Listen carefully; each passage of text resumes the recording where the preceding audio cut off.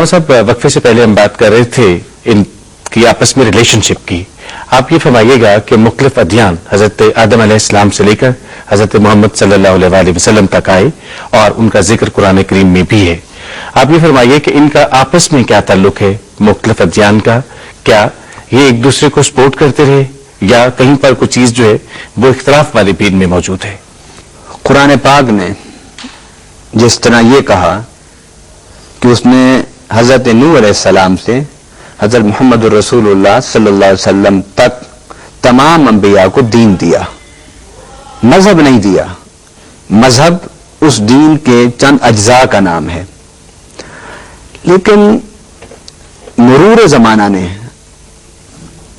इस बात पर जो मजहबी पेशवा थे या मजहब की ताबीर करने वाले थे या मजहब की तफसीर करने वाले थे, उन लोगों को इस बात पर मजबूर कर दिया कि उन्होंने दीन को मजहब के सांचे में ढालकर उसी नामुकम्मल तसव्वुर दीन को कामिल दीन बनाकर लोगों के सामने पेश करना शुरू कर दिया। अब हुआ ये कि दीन जो है वो मस्जिद के मुसल्ला से शुरू होता है और ईवान इक्तदार की कुर्सी तक जाता है। दीन जो है वो नजरियात से लेकर अमली जिंदगी तक जाता है। अगर आप असल हकीकत के एतबार से पूछते हैं कि अदियान आलम में कोई टकराव, तो कुरान इस बात की नफी करता है। क्यों?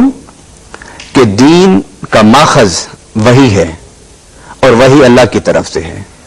और कुरान का यह दावा है कि अब तक जितने भी अंबिया आए हमने उन्हें दीन दिया। पूरे कुरान में ये एक तहकीक की बात है कि पूरे कुरान में कहीं मजहब का लफ्ज ही नहीं है, क्योंकि मजहब का जो लफ्ज है वो अल्लाह की वही के वसी तसव्वुर को अपने अंदर नहीं समो सकता, वो सिर्फ दीन का ही लफ्ज है। तो असल के एतबार से किसी भी दीन का आपस में टकराव नहीं। हाँ, दीन के साथ एक दूसरा लफ्ज है शरीयत का। कुरान ने दो बातें की हैं कि दीन में कहीं टकराव नहीं है, क्योंकि दीन में ईमानियात हैं। मैं आप वजाहत कर दूं, दीन में ईमानियात हैं कि अल्लाह को मानना है, रसूलों को मानना है, किताबों को मानना है, मलाइका को मानना है। ये तो तमाम में मुश्तरक है। दीन में ईमानियात के बाद इबादात है। नमाज हर नबी ने पढ़ी और पढ़ाई, तादाद में फर्क है, रकात में फर्क होगा, अदायगी के अंदाज में फर्क हो सकता है, लेकिन इबादात थे। या अय्युहल्लज़ीना आमनू कुतिबा अलैकुमुस्सियाम कमा कुतिबा अलल्लज़ीना मिन क़ब्लिकुम, क्या ईमान वालों तुम पर रोजे फर्ज किए जा रहे हैं जैसा कि तुमसे पहलों पर फर्ज थे। वो इबादात भी ये दीन का हिस्सा है, और ये भी जिस तरह हमारे लिए इबादात हैं, उसमें नमाज है, उसमें रोजा है, इसी तरह ये इबादात पहली उम्मतों के लिए भी थे। और फिर इसके बाद मामलात हैं। अब मामलात में जो सबसे अहम मामला है, जिसे कुरान सबसे अहम मामला करार देता है, वो है मामला मईशत। मामला मईशत के बगैर जिंदगी का कोई मामला दुरुस्त नहीं हो सकता। इसलिए कुरान पाक की आप आयत पढ़िए जिसमें ईमानियात का जिक्र है। लैसल बिर्रा अन तुवल्लू वजूहकुम क़िबल अल-मशरिक़ वल-मग़रिबि वलाकिन्नल बिर्रा मन आमन बिल्लाहि वल यौमिल आखिर वल मलाइकति वल किताबि वन नबिय्यिन व आतल माल अला हुब्बिहि ज़विल क़ुरबा वल यतामा वल मसाकीन व इब्नस सबील। ईमानियात की बात करने के बाद फौरन मामला मईशत की तरफ कुरान ने तवज्जो दी। फिर उसके बाद वअक़ामुस सलात कि नमाज पढ़ो, इबादत की बात है। उसके बाद फिर वआतज़ ज़कात, फिर ज़कात की अदायगी, ये भी मईशत की बात है।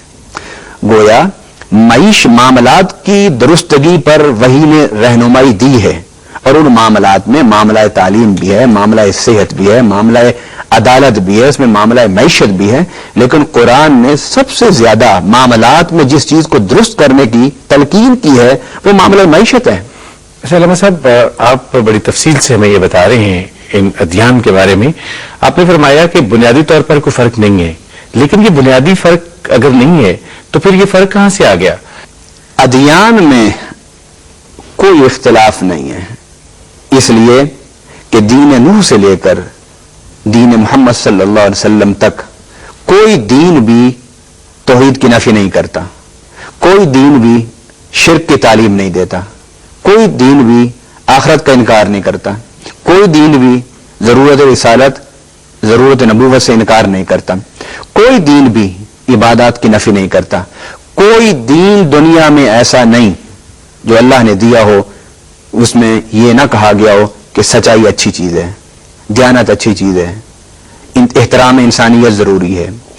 یہ جو دین کی تعلیمات ہیں، دینی تعلیمات کے اعتبار سے کسی دین کا کسی دوسری دین سے ٹکراؤ نہیں ہے، لیکن یہ جو ٹکراؤ نظر آتا ہے آپ کو جی اس وقت، یہ در حقیقت ٹکراؤ ہمارے اپنے مفادات کا ہے، یہ ٹکراؤ کتاب و سنت کی غلط تعبیر کا ہے۔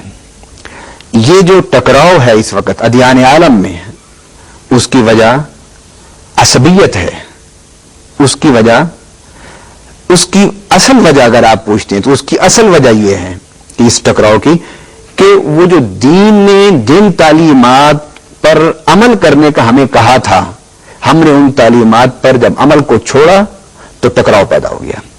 مجھے بتائیے کہ قرآن نے ایک بات بڑی واضح کی ہے دین کے تصور کے حوالے سے کہ دین میں ایمانیات ہیں، دین میں عبادات ہیں، دین میں معاملات ہیں، اور پھر اس تینوں کو بیان کرنے کے بعد قرآن نے کیا کہا کہ ان اقیم الدین، کہ دین کو قائم کرو۔ دین کو قائم کرنے کا مقصد کیا ہے؟ فرمایا وَأُمِرْتُ لِأَعْدِلَ بَيْنَكُمْ، کہ مجھے حکم ہے کہ میں عدل قائم کروں۔ اور پھر سورۃ الحدید میں فرمایا لِيَقُومَ النَّاسُ بِالْقِسْطِ، کہ یہ رسولوں کا بھیجنا، یہ انبیاء کا بھیجنا، یہ کتابوں کا نازل کرنا، اس کا ایک مقصد ہے کہ عدل قائم ہو۔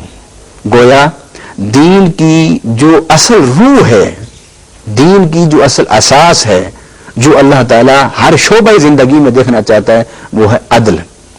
جب ہم نے اس عدل کے اصول کو چھوڑا اور ظلم کے راستے اختیار کیے تو ٹکراؤ پیدا ہو گیا۔